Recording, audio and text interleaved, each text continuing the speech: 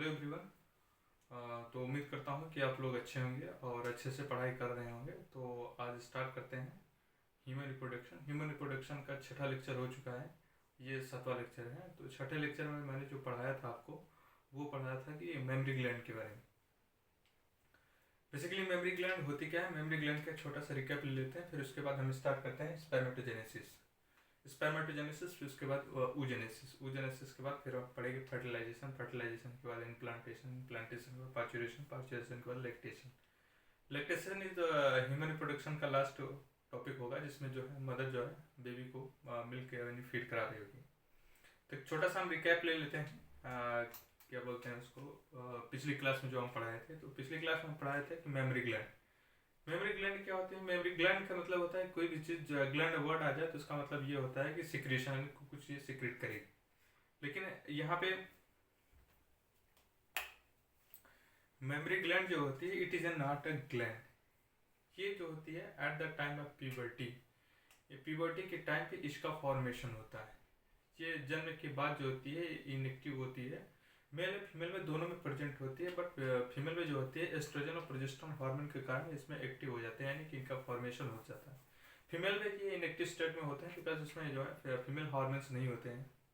कभी कभी किसी में एक्टिव भी हो जाते हो तो वो एक अलग प्रोसेस हो जाती है, एक उसको अलग नाम से जाना जाता है। तो ये जो होती है इसका फॉर्मेशन जो होता है, ये मेमोरी ग्लैंड होते हैं at the time of puberty के टाइम पे जो होता है LHFSH हार्मोन सिक्रीशन होता है। ये जो होता है, जो मेंस्ट्रुअल साइकिल उनकी चलती है, उसमें एस्ट्रोजन प्रोजेस्टेरोन का फॉर्मेशन होता है। तो एस्ट्रोजन प्रोजेस्टेरोन के फॉर्मेशन की वजह से जो है इस ग्लैंड की फॉर्मेशन होती है, जिसको बोलते हैं मेमोरी ग्लैंड। एक ये टाइम होता है, एक सेकंड टाइम होता है जब क्या नाम है, प्रेगनेंसी कंसीव करती है। तो प्रेगनेंसी के टाइम पे भी जो होता है एस्ट्रोजन प्रोजेस्टेरोन का हार्मोन इंक्रीज करता है। उस टाइम भी इसका मतलब ग्लैंड का मॉडिफिकेशन होता है, यानी कि इनका फॉर्मेशन होता है। एक तब होता है, एक थर्ड टाइम जो होती है लैक्टेशन के टाइम पे भी इनका फॉर्मेशन होता है।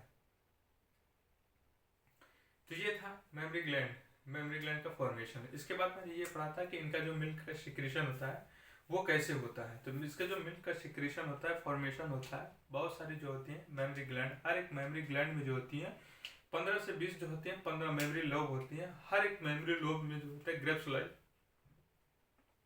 स्ट्रक्चर होते हैं, जिसको बोलते हैं एल्वोलाई। एल्वोलाई के अंदर होता है मिल्क का फॉर्मेशन। हर एक मेमोरी ग्लैंड में 10 से 15 लोब्यूल्स होते हैं, जिसको बोलते हैं, हर एक लोब्यूल की अपनी अपनी एक डक्ट होगी, जिसको बोलते हैं लैक्टिफेरस डक्ट। हर एक जो होता है ग्लैंड यानी मेमोरी ग्लैंड में जो होती है एक डक्ट नहीं होती, एक लैक्टिफेरस डक्ट नहीं होती, कम से कम 15 से 20 लोब्यूल होते हैं। तो 15 से 20 जो होती हैं उनकी लैक्टिफेरस डक्ट होती हैं, ताकि लार्ज अमाउंट ऑफ क्या नाम है मिल्क का सिक्रेशन हो सके और बच्चे को फीड करा सकें। तो मेमोरी के अंदर होते हैं, मेमोरी लोब के अंदर होती है एल्वोलाई। एल्वोलाई के अंदर होता है मिल्क सिक्रेटिंग सेल्स होते हैं, उसमें वहाँ पे होता है मिल्क का फॉर्मेशन। मिल्क सिक्रेटिंग सेल्स के बाहर जो होते हैं मायोएपिथेलियम सेल्स होती हैं। मायोएपिथेलियम सेल्स के ऊपर जो होते हैं ऑक्सीटोसिन होती है। ऑक्सीटोसिन बेसिकली क्या करते हैं, मायोएपिथेलियम सेल्स से बाइंड करती हैं और उनका कॉन्ट्रेक्शन कराती हैं। कॉन्ट्रेक्शन कराने के बाद ताकि जो है मिल्क का सिक्रेशन हो सके। Milk secreting sales, milk secretion है मिल्क फॉर्मेशन। मिल्क फॉर्मेशन कैसे होता है, जब कोई मदर किसी बच्चे को जन्म देती है, तो जन्म के टाइम के बाद जो होता है, अगर उनके अंदर मिल्क का फॉर्मेशन नहीं हो रहा है, मिल्क नहीं बन रहा है, बेबी को फीड करा रही हो, बेबी उनका एक ऐसा इमोशन होता है, क्योंकि इमोशन के कारण जो होती है वो नर्वस स्टिमुलस जो है हाइपोथैलेमस हो जाता है। हाइपोथैलेमस एक्ट करती है PRH, यानी GnRH पे एक्ट करती है। GnRH रिलीज करता है PRH, प्रोलैक्टिन रिलीजिंग हार्मोन। ये एक्ट करती है एंटीरियर पिट्यूटरी रिलीज करती है प्रोलैक्टिन। प्रोलैक्टिन एक्ट करता है milk secreting cells and milk formation cells. ये बनाते हैं मिल्क फॉर्मेशन, बनाने का काम करती हैं। सेम टाइम पोस्टीरियर पिट्यूटरी से निकलता है ऑक्सीटोसिन। ऑक्सीटोसिन एक्ट करता है किस पे, मायोएपिथेलियल सेल पे। मायोएपिथेलियल सेल कॉन्ट्रेक्शन कराती है तो मिल्क का इंजेक्शन होता है, यानी कि मिल्क यानी फीड को बाहर करता है। तो हर एक लोब्यूल में जो होते हैं बहुत सारे एल्वोलाई होती है। एल्वोलाई वो सेल्स होती हैं जहाँ पे मिल्क का फॉर्मेशन होता है। एल्वोलाई एक कॉमन डक्ट में खुलते हैं, जिसको बोलता है मेमोरी ट्यूब्यूल। मेमोरी ट्यूब्यूल एक कॉमन डक्ट के थ्रू खुलते हैं, जिसको बोलते हैं मेमोरी डक्ट। मेमोरी डक्ट एक लास्ट आगे जा करके एक वाइडेस्ट पार्ट में खुलती है जिसको बोलते हैं एम्पुला। एम्पुला के बाद जो होता है लैक्टिफेरस डक्ट, लैक्टिफेरस डक्ट के बाद जो होता है निप्पल। निप्पल वो पार्ट होता है जिसको बेबी सक करता है तो मिल्क का इंजेक्शन यानी कि वहीं से प्राप्त करता है। हर एक डक्ट की हर एक स्पेसिफिक यानी अलग जो होती है लैक्टिफेरस डक्ट होती है। ऐसा नहीं होता कि एक ही में बहुत सारे लैक्टिफेरस डक्ट होते हैं, नहीं, हर एक लोब्यूल की हर एक 15 से 20 लोब्यूल होते हैं, हर एक लोब्यूल की अपनी एक लैक्टिफेरस डक्ट होती है, हर एक लैक्टिफेरस डक्ट से मिल्क का सिक्रेशन होता है।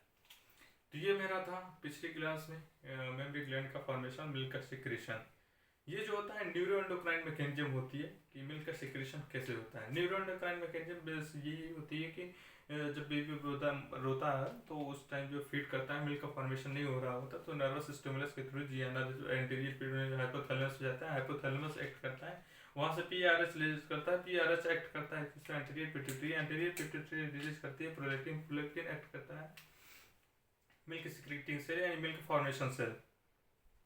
सेम टाइम पे ऑक्सीटोसिन भी निकलता है, ऑक्सीटोसिन एक्ट करता है जिसमें मायोएपिथेलियस में और कॉन्ट्रैक्शन करती है और मिल्क सिक्रेशन होता है, बेबी आराम से फीड करता है। ये थी एंडोक्राइन मैकेनिज्म। और थर्ड टॉपिक जो था लैक्टेशनल एमेनोरिया। लैक्टेशनल एमेनोरिया क्या होती है? बेसिकली बर्थ के बाद 6 मंथ तक जो होती है absence of menstrual cycle.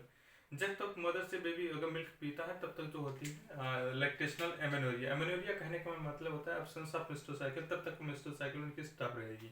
Stop कैसे रहेगी? स्टॉप जैसे समझिए कि जब तक बेबी पिया उसे मिल्क सक करेगा, जब तक वो दूध पिएगा तब तक जो होती है लैक्टेशनल यानी प्रोलैक्टिन हार्मोन रिलीज होगा। प्रोलैक्टिन हार्मोन जो है जीएनआरएच को स्टिमुलेट करती है, स्टिमुलेट करने के जीएनआरएच एक्ट करती है एंटीरियर पिट्यूटरी, एंटीरियर पिट्यूटरी जो हार्मोन रिलीज करती है एलएचएफएसएच। एफएसएच जो होता है फॉलिकुलर स्टिमुलेटिंग हार्मोन होता है, एलएच जो होता है ल्यूटिनाइजिंग होता है। अगर इसका फॉर्मेशन नहीं होगा तो फॉलिकल स्टिमुलेट नहीं होंगे, फॉलिकल स्टिमुलेट नहीं होंगे तो ओवुलेशन यानी फॉलिकुलाइजेशन, ग्राफ्टन फॉलिकल्स, ये सब प्रोसेस नहीं होगा। तो कहने का मतलब है कि मेंस्ट्रुअल साइकिल नहीं होगा। अब तो ये 6 मंथ तक होती है, 6 मंथ के बाद जो होती है वो नॉर्मल फिर हो जाती है। तो ये है रेगुलेशन, क्या बोलते हैं इसको, रेगुलेशन यानी क्या बोलते हैं एब्सेंस ऑफ मेंस्ट्रुअल साइकिल यानी लैक्टेशनल एमेनोरिया। तो आज का टॉपिक हम स्टार्ट करते हैं स्पर्मेटोजेनेसिस। स्पर्मेटोजेनेसिस ओजेनेसिस बेसिकली होती क्या है? स्पर्मेटोजेनेसिस जो होती है ये मेल में होती है और स्पर्मेटोजेनेसिस से फॉर्मेशन ऑफ स्पर्म का बनना यानी स्पर्म का बनने को विधि को तरीका को हम बोलते हैं स्पर्मेटोजेनेसिस। स्पर्मेटोजेनेसिस कैसे होता है हम देखें। ये कब स्टार्ट होती है? ये मेल में जो है अप टू प्यूबर्टी स्टार्ट होती है, यानी कि 10 से 12 साल की अवस्था, 13 साल की अवस्था जो होती है उसमें स्पर्मेटोजेनेसिस स्टार्ट होती है। फीमेल्स में जो होती है वो oogenesis होती है। oogenesis जो होती है उनमें 10 से 12 साल की अवस्था में नहीं, वो जब यूटरस के अंदर यानी एम्ब्रियोनिक स्टेज में रहती है तो उनमें मिलियंस ऑफ उसमें इनिशिएटिव लिखी हुई मिलियंस ऑफ कपल यानी ओवम बन जाते हैं। वो जब एक प्यूबर्टी में आते हैं तो वो क्या नाम है अरेस्टेड रहते हैं। फिर प्यूबर्टी में आने के बाद उनकी जो मिलियंस में ओवम रहती है वो जो होते हैं 60,000 से 80,000 बच जाते हैं। बाकी के जो ओवम होते हैं वो डिजेनरेट कर जाते हैं। डिजेनरेट कहने का मतलब होता है फॉलिकुलर एट्रेसिया, एट्रेसिया कहने का मतलब फॉलिकल से डिजेनरेट होना। अप टू द टाइम ये जो होता है 40 से 50 साल की अवस्था में तक रहती है जिसको बोलते हैं मीनोपॉज। स्टार्ट टू मीनार चलते हैं, बंद होने की प्रक्रिया को बोलते हैं मीनोपॉज। ये जो है प्रोसेस 40 से 50 साल तक करीब 400 से 500 एग ही निकल पाते हैं, बाकी के डिजेनरेट इसमें भी कर जाते हैं। लेकिन मेल में ऐसा नहीं, मेल में स्टार्ट होता है 10 से 12 साल की अवस्था, 12 से 15, ये अप टू क्या नाम है डेथ तक चलती है। फॉर्मेशन ऑफ काउंट, स्पर्म का काउंट थोड़ा कम हो जाता है लेकिन फॉर्मेशन बंद नहीं होता, ये डेथ तक पूरी प्रक्रिया चलती है। लेकिन मेल में नहीं होता है। नेचर ने देखो ऐसा सिस्टम बनाया कि किसी को अगर पहले कोई चीज़ दे दी तो बाद में उसको काट ली, और किसी को बाद में दी तो किसी को डेथ तक दी। नेचर का सिस्टम जो है कितना अच्छा तरीका है, मतलब कि किसी चीज़ को कैसे दिया तो कैसे काटना। तो हम आज स्टार्ट करते हैं स्पर्मेटोजेनेसिस। स्पर्मेटोजेनेसिस में होता है स्पर्म का फॉर्मेशन। बेसिकली एक स्पर्म को बनने के लिए उसको टाइम जो होता है 60 से 65 दिन, 60 to 65 से 67 डेज लेके रहते हैं। इतना टाइम क्यों ले जाता है? क्योंकि जो स्पर्म होता है एक लाइफ क्रिएटिंग सेल्स होती है। लाइफ क्रिएटिंग सेल्स को बनाने के लिए कि किसी के बेस्ट बॉडी यानी बेस्ट साइटोप्लाज्म जो बेस्ट जेनेटिक मटेरियल की आवश्यकता होती है। सोचो लाइफ क्रिएटिंग सेल्स है, अगर इसको इतना टाइम न दिया जाए, कम टाइम में इसको बना दिया, तो इसमें बहुत सारी जो होती है जेनेटिक एबनॉर्मलिटी हो जाएंगी। तो इसको बनाने के लिए बेस्ट जो है इसको genetic material, best cytoplasm, best nutrient की आवश्यकता होती है। इसलिए इसको जो है 60 से 65 टू 70 बनने में लग जाते हैं। बेसिकली फीमेल्स में ऐसा नहीं होता है। फीमेल्स में जो होती है 1 महीने यानी 14वें दिन जो होती है ओवुलेशन होती है। उसके 22वें तो ऐसे होती है फर्टिलाइजेशन। फर्टिलाइजेशन के बाद अगर हुआ प्रेगनेंसी कंसीव हुई तो कंसीव ठीक है, नहीं तो बॉडी जनरेट कर जाती है 28वें दिन। लेकिन फीमेल्स में, मेल में ऐसा नहीं है। तो हम स्टार्ट करते हैं स्पर्मेटोजेनेसिस। स्पर्मेटोजेनेसिस आपको पता हो चल गया कि मेल में होता है। तो स्टार्ट करते हैं कैसी होती है। ये आप देख लीजिए एक बार। Spermatogenesis it start during puberty, continue till death. ये formation of sperm human take place 65 to 67 days. Spermatogenesis इसमें हम इसको दो भाग में डिवाइड करते हैं। एक होता है स्पर्मेटोसाइटोजेनेसिस, एक होता है स्पर्मियोजेनेसिस। स्पर्मियोजेनेसिस कहने का मतलब मियो का मतलब होता है मियोसिस, यानी मियोसिस को इंड्यूस करेगी, इंड्यूस को बढ़ावा देगी। यानी स्पर्म का फॉर्मेशन जो होगा मियोसिस से होगा, माइटोसिस से नहीं होगा। माइटोसिस भी होगा, मियोसिस भी होगा। स्पर्मेटोजेनेसिस का मतलब क्या होता है? स्पर्मेटोसाइटोजेनेसिस। स्पर्मेटोसाइटोजेनेसिस का मतलब होता है साइटो का मतलब साइटोप्लाज्म का डिवीजन, डिवीजन ऑफ साइटोप्लाज्म।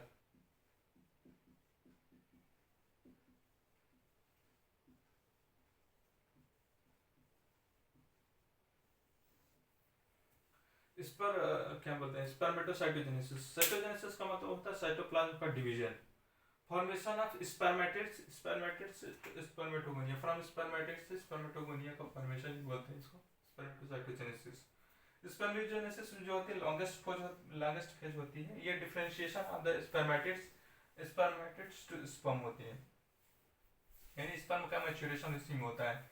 इसमें क्या बोलते हैं, स्पर्म का मैच्योरेशन जो होता है स्पर्मियोजेनेसिस के थ्रू होता है, स्पर्मेटोसाइटोजेनेसिस नहीं होता है। तो हम स्टार्ट करते हैं।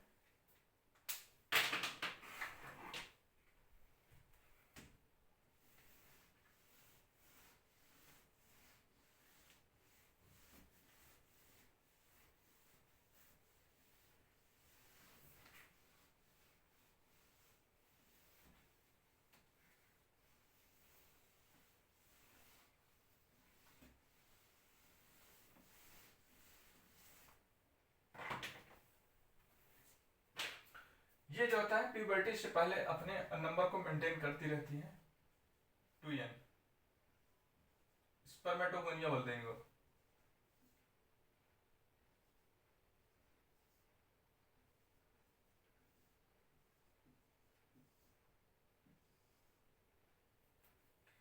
ये जो है प्यूबर्टी से पहले अपना नंबर मेंटेन किए रहती है, यानी 44 प्लस XY। इसको बोलते हैं spermatogonia.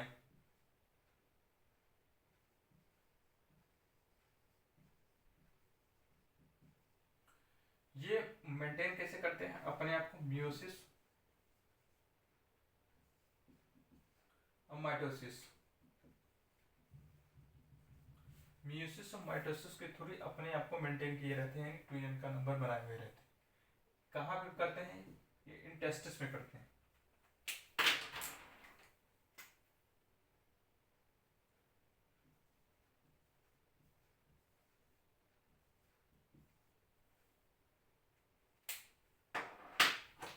At the time of puberty,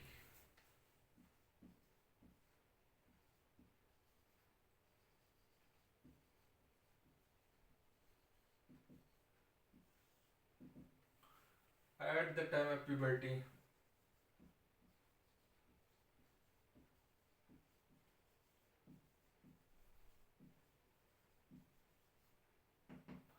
at the time of puberty क्या होता है? एंटीरियर पिट्यूटरी से एक हार्मोन रिलीज होता है जिसको बोलते हैं LH, luteinizing hormone.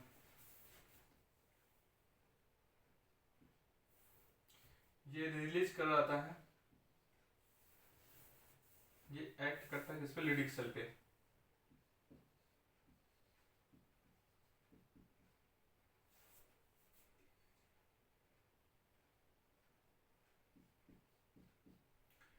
Leydig cells release करती है androgen,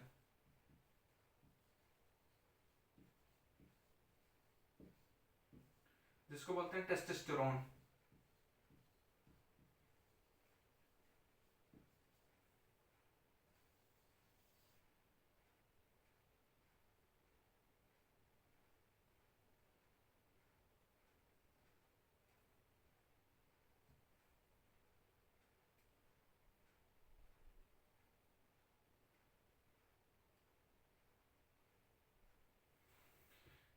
testosterone plus SPM,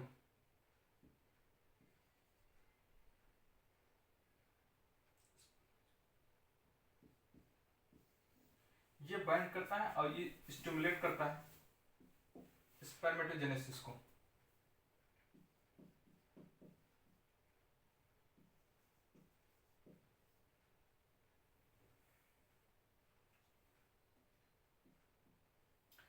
stimulate spermatogenesis.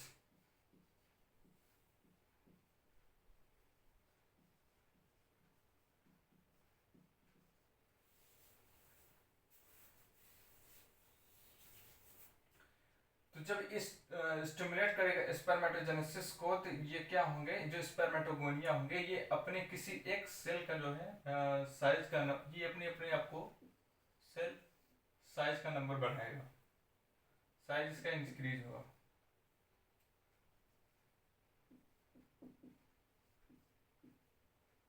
जब साइज इंक्रीज होगा तो अब इसको स्पर्मेटोगोनिया नहीं बोलेंगे, इसको बोलेंगे प्राइमरी स्पर्मेटोसाइट।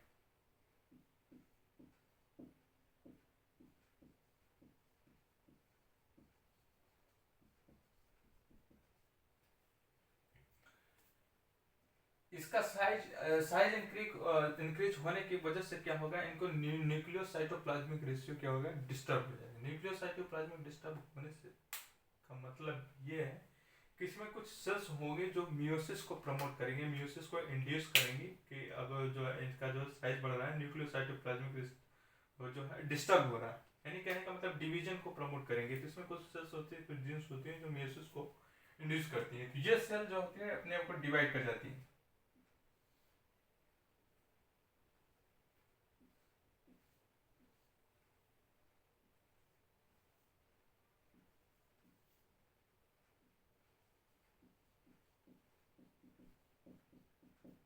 इसको बोलते हैं रिडक्शनल डिवीजन।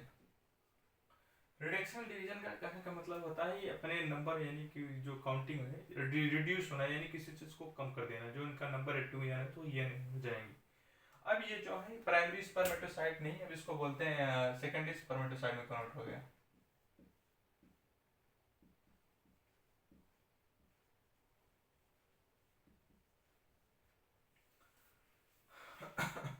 अब ये जो 44 प्लस एक्स वाई था, अब ये कन्वर्ट हो गया 22 plus x 22 plus Y.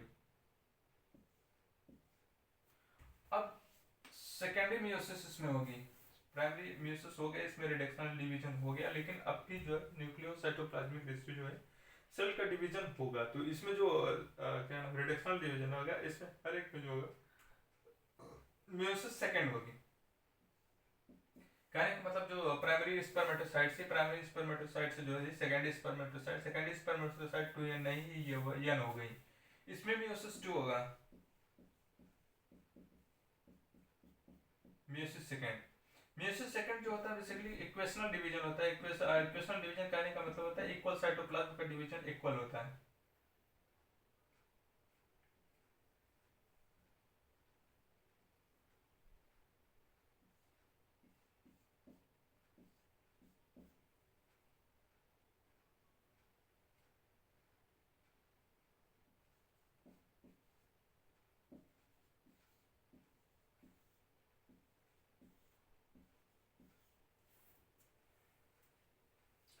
Meiosis second हो गया। अब ये कन्वर्ट हो गया स्पर्मेटिड्स में।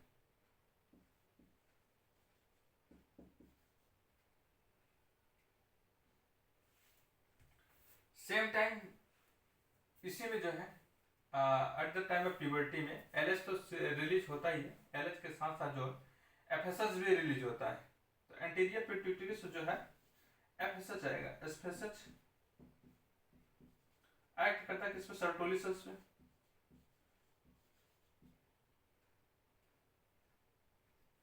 यहाँ पे ए बी पी होगा जी, सॉरी, एक्ट करेगा सर्टोली सेल पे। सर्टोली सेल्स रिलीज करती है S sperm maturation factor, SFM.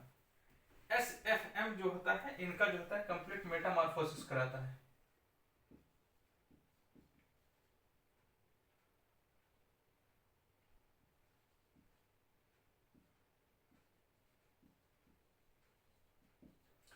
Metamorphosis कहने का मतलब ये है कि ये कंप्लीट एक क्या नाम है, स्पर्म का रूप देगा मॉर्फोलॉजिकली।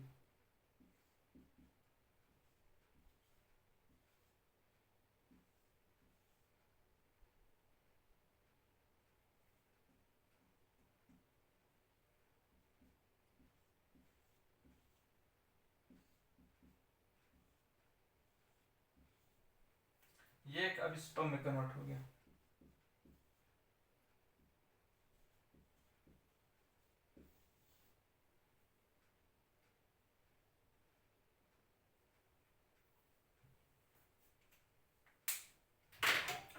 एक बार स्टार्ट करते हैं, एक बार दोबारा हम समझ लेते हैं कि स्पर्मेटोजेनेसिस होती क्या है। स्पर्मेटोजेनेसिस हो जाती है प्यूबर्टी से स्टार्ट होती है। प्यूबर्टी के टाइम पे जो होती है एंटीरियर पिट्यूटरी से एलएच हार्मोन रिलीज होता है। रिलीज जो एलएच जो होता है एक्ट करता है किस पे, लेडिक सेल से रिलीज करता है एंड्रोजन टेस्टोस्टेरोन। टेस्टोस्टेरोन जो होता है एबीपी से बाइंड करता है।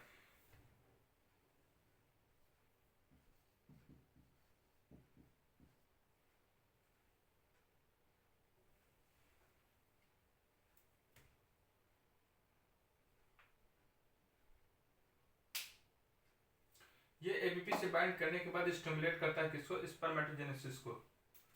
स्पर्मेटोजेनेसिस क्या करते हैं, स्पर्मेटोजेनेसिस पहले इसके पहले क्या होते हैं, ये अपने नंबर यानी साइज को जो है मियोसिस एंड माइटोसिस के थ्रू जो स्पर्मेटोगोनिया होती है इन टेस्टिस में अपने आप को मेंटेन किए रहती है। At the time of puberty, puberty के टाइम पे जो होता है एक्ट ये स्टिमुलेट करता है। जब स्टिमुलेट करता है तो ये अपनी साइज को बढ़ाते हैं। साइज बढ़ाने से होता क्या है, इनका न्यूक्लियोसाइटोप्लाज्मिक रेशियो जो है डिस्टर्ब हो जाती है। डिस्टर्ब होने से क्या होता है, इसमें कुछ सेल्स होती हैं जो डिवीजन को प्रमोट करती हैं, यानी कि मियोसिस को प्रमोट करती हैं। तो जो साइज बढ़ने से जो होता है इनको स्पर्मेटोगोनिया नहीं बोलते तब इसको प्राइमरी स्पर्मेटोसाइट यानी साइटोप्लाज्म का डिवीजन, यानी साइट का मतलब इक्वल साइटोप्लाज्म का डिवीजन। तो मियोसिस फर्स्ट होगी तो इसको बोलते हैं रिडक्शनल डिवीजन। रिडक्शनल डिवीजन कहने का मतलब होता है कि अपने आप को नंबर को कम कर देना, यानी डिवीजन ऑफ साइटोप्लाज्म तब पर भी होगा देखिए अपने आप को नंबर को कम कर देंगे।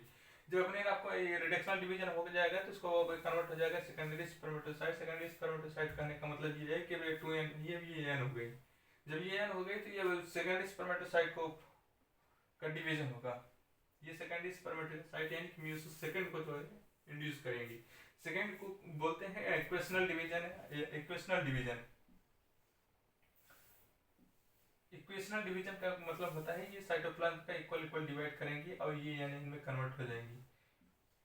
उस टाइम पे जो होता है एफएसएच जो है एक्ट करता है किस पे, सर्टोलिसिस। सर्टोलिसिस रिलीज करती है एसएफएम। एसएफएम क्या करता है, मेटामॉर्फोसिस। मेटामॉर्फोसिस कहने का मतलब होता है स्पर्म जो एनएन होते हैं उनके कंप्लीट एक स्ट्रक्चर एंड इससे प्रोवाइड करने का काम करता है, जिसको बोलते हैं स्पर्म मैच्योरेशन फैक्टर। और एक जो होता है एक शेप जो होता है, नॉर्मल शेप जो होती है स्पर्म ले लेता है, इसको बोलते हैं स्पर्म मैच्योरेशन फैक्टर यानी मेटामॉर्फोसिस, डेवलपमेंट ऑफ स्पर्म। तो आप इसको नोट कर लें।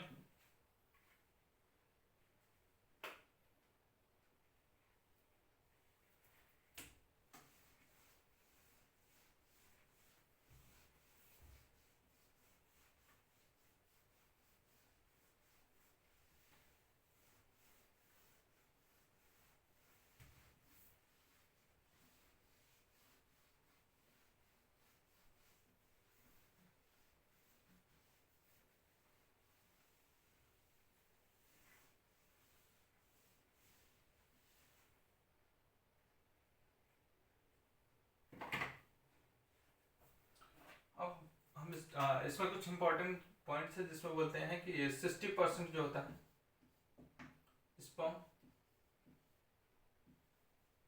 नॉर्मल से साइज होता है, 40% जो होता है विगरस मोर्टेलिटी।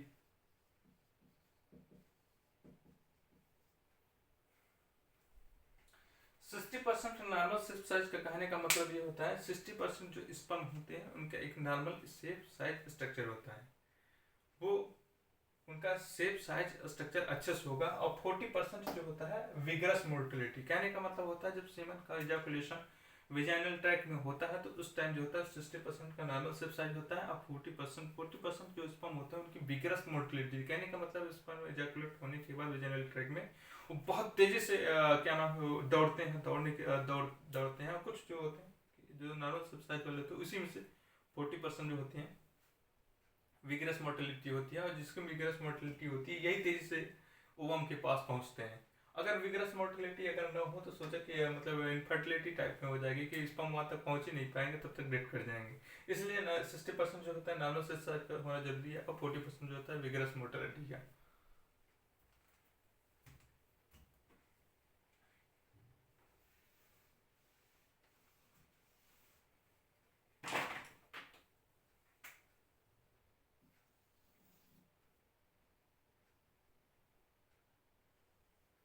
तो अब हम देख रहे हैं स्पर्म के अंदर क्या होता है।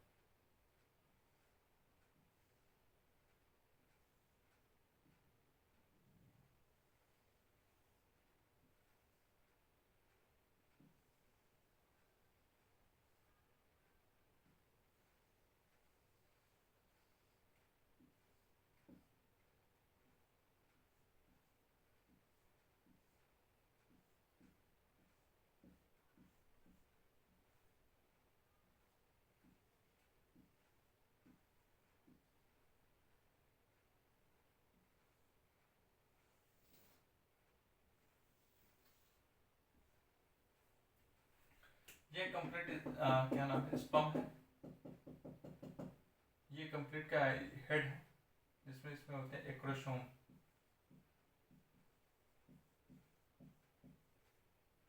इसमें न्यूक्लियस होता है जिसको बोलते हैं chromosome.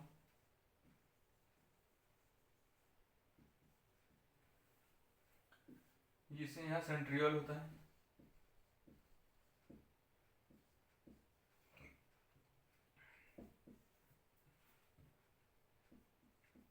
Proximal centriole, distal centriole. ये माइटोकॉन्ड्रिया होती है, माइटोकॉन्ड्रिया जिसको बोलते हैं power house of the cell.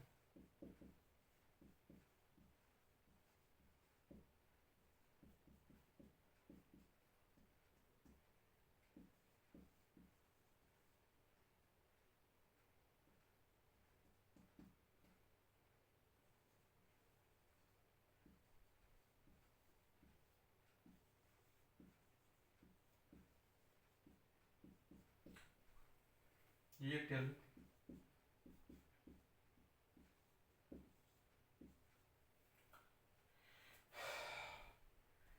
Proximal centriole जो होती है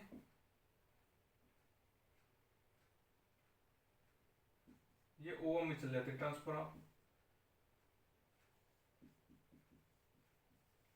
ओवम। डिस्टल सेंट्रियोल होती है ये टेल को बनाती है, जिसका अरेंजमेंट होता है 9+2। इसमें जो अरेंजमेंट फ्लैजिला का अरेंजमेंट होता है 9+2। इसमें कुछ एंजाइम होता है जिसको स्पर्म लाइसिन, एक्रोसोम।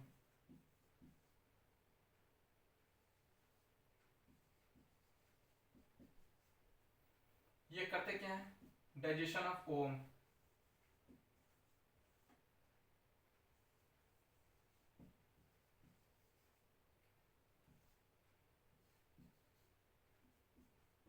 ओवम के वॉल को जो है डाइजेस्ट करते हैं, और न्यूक्लियस इसके बाद होता क्या है, न्यूक्लियस ट्रांसफॉर्म हो जाता है।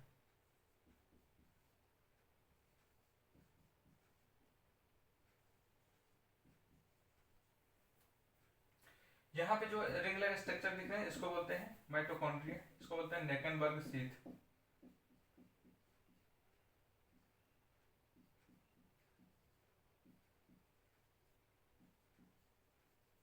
ये एक साइंटिस्ट थे जिन्होंने दिया था। ये होती है नेक।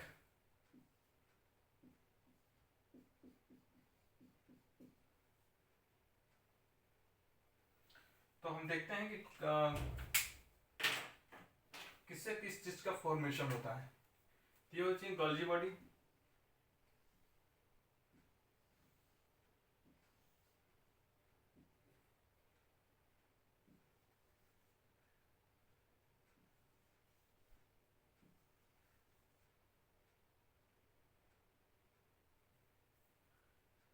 गोल्जी बॉडी कन्वर्ट हो जाती है एक्रोसोम में। ये होती है न्यूक्लियस, न्यूक्लियस कन्वर्ट हो जाती है न्यूक्लियस में। ये होती है माइटोकॉन्ड्रिया, माइटोकॉन्ड्रिया कन्वर्ट हो जाती है माइटोकॉन्ड्रिया में। सेंट्रियोल कन्वर्ट हो जाती है नेक में।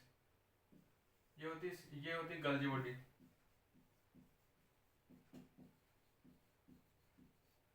ये होती है न्यूक्लियस।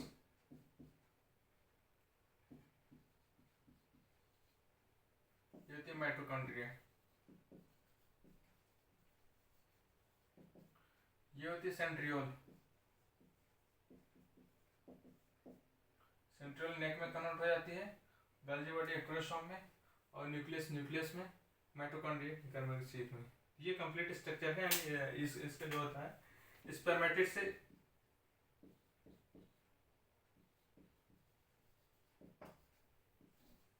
स्पर्म का बनना यानी मैच्योरेशन ऑफ स्पर्म।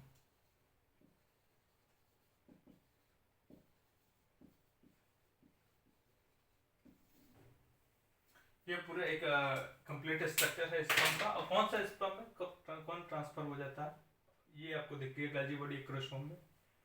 न्यूक्लियस जो होता है न्यूक्लियस में, सेंट्रल जो होता है नेक में, और माइटोकॉन्ड्रिया जो होती है ये मिडिल पार्ट जिसको बोलते हैं मिडिल पार्ट।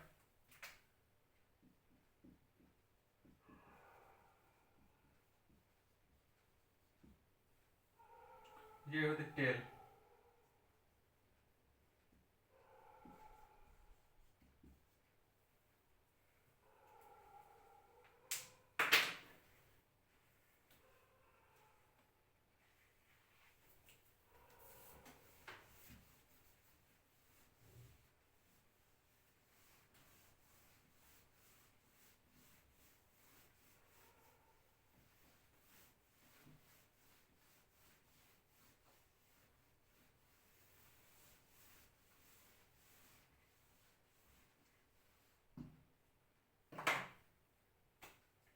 तो अब जो नेक्स्ट टॉपिक है मेरा अब वो है कि regulation of spermatogenesis. Spermatogenesis regulation कैसे होती है।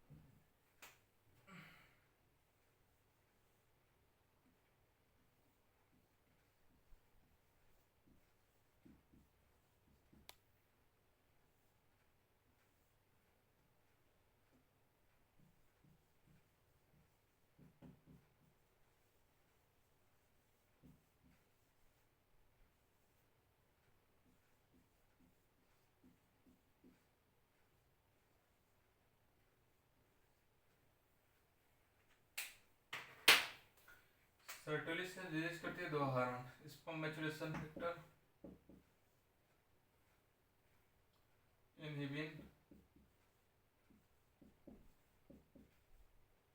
etc. At the time of puberty, यानी प्यूबर्टी जब आती है इस time anterior pituitary hormone release करती है, कौन सा, LH। LH जो होता है एक्ट करता है किस पे, लिडिक सेल पे।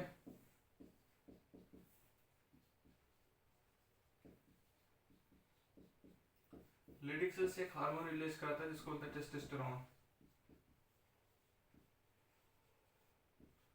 टेस्टोस्टेरोन जिसको एंड्रोजन भी बोलते हैं।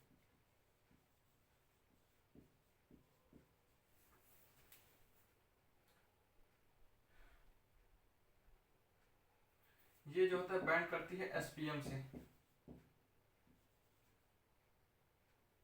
एंड्रोजन और टेस्टोस्टेरोन जो होता है ये क्या नाम है, बाइंड करती है किससे, स्पर्म मैच्योरेशन फैक्टर से। और ये जो है स्टिमुलेट करती है स्पर्मेटोजेनेसिस को।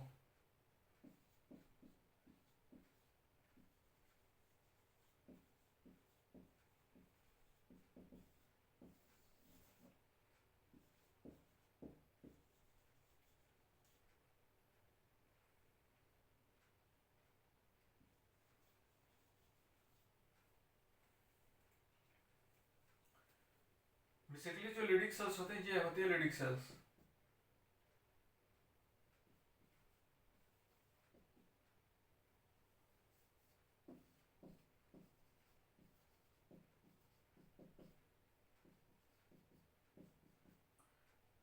ये रिलीज करते हैं टेस्टोस्टेरोन। ये और इससे बाइंड करता है SPF, sperm maturation factor.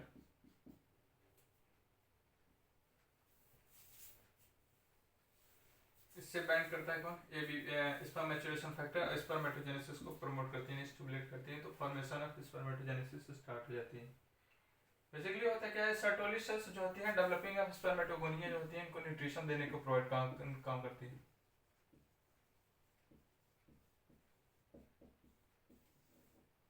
Provide nutrition.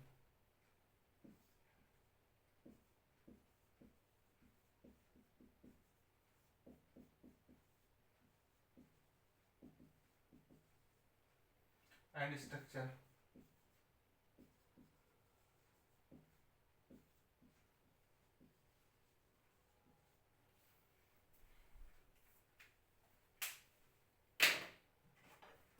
ये रेगुलेशन ऑफ स्पर्मेटोजेनेसिस, स्पर्मेटोजेनेसिस कैसे होती है।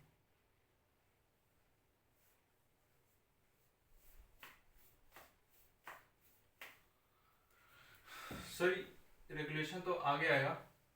ये मतलब इंड्यूस कैसे होती है स्पर्मेटोजेनेसिस, स्पर्मेटोजेनेसिस स्टार्ट कैसे होती है, ये प्रोसेस है। ये सेमिनिफेरस ट्यूब्यूल है, सेमिनिफेरस ट्यूब्यूल के अंदर ये प्रोसेस होता है।